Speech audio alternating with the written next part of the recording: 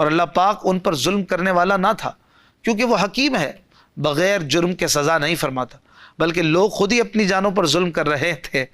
کہ کفر کر کے اور انبیاء علیہ السلام کو نہ مان کر عذاب کے مستحق بنے۔ اب یہاں تک منافقوں کی بات ہو گئی، اب ایمان والوں کی بات کرتے ہوئے فرمایا جا رہا ہے کہ والمؤمنون والمؤمنات بعضهم اولیاء بعض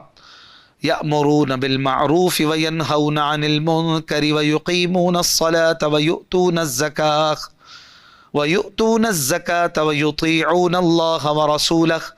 اولئک سیرحمهم اللہ ان اللہ عزیز حکیم۔ آسان ترجمہ قرآن کنز العرفان۔ اور مسلمان مرد اور مسلمان عورتیں ایک دوسرے کے رفیق ہیں،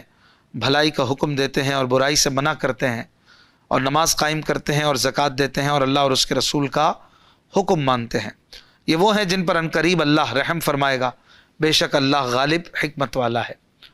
ناظرین کرام، اس سے پہلی آیات میں اللہ پاک نے منافقین کے خبیث اعمال اور فاسد احوال بیان فرمائے، پھر اس عذاب کا بیان فرمایا جو اللہ پاک نے ان کے لیے دنیا اور آخرت پر تیار کیا۔ اس آیت سے مومنوں کے اوصاف، ان کے اچھے اعمال اور ان کے اس اجر و ثواب کو بیان فرمایا جا رہا ہے جو اللہ پاک نے دنیا اور آخرت میں ان کے لیے تیار فرمایا ہے۔ چنانچہ ارشاد فرمایا کہ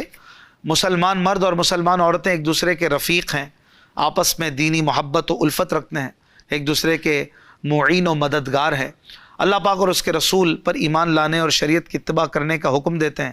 اور شرک اور گناہوں سے منع کرتے ہیں، فرض نمازیں ان کے حدود و ارکان پورے کرتے ہوئے ادا کرتے ہیں،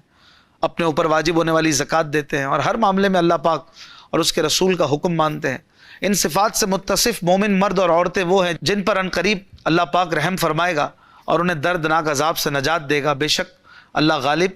اور حکمت والا ہے۔ اس آیت سے 3 آیات پہلے منافق مردوں اور منافقہ عورتوں کے 4 اوصاف بیان ہوئے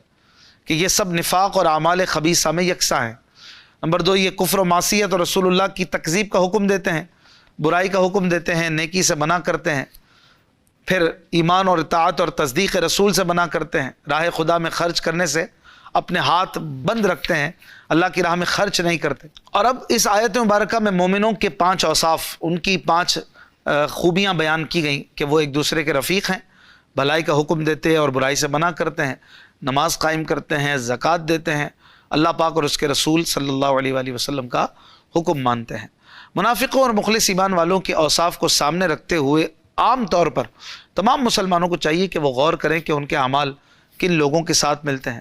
اگر ان کے اعمال مخلص ایمان والوں کے ساتھ ملتے ہیں تو وہ اللہ پاک کے اس احسان کا شکر ادا کریں، اور اگر اعمال منافقوں کے ساتھ ملتے ہیں تو انہیں چاہیے کہ اپنی عملی حالت درست کرنے کی بھرپور کوشش کریں، اور مخلص ایمان والوں کی طرح نماز، زکوٰۃ اور دیگر اچھے کاموں کی پابندی کریں تاکہ وہ منافقوں کے بارے میں بیان کی گئی وعید میں داخل ہونے سے بچ سکیں۔ اللہ پاک عمل کی توفیق عطا فرمائے۔ اس آیت میں یہ بھی بیان ہوا کہ مسلمان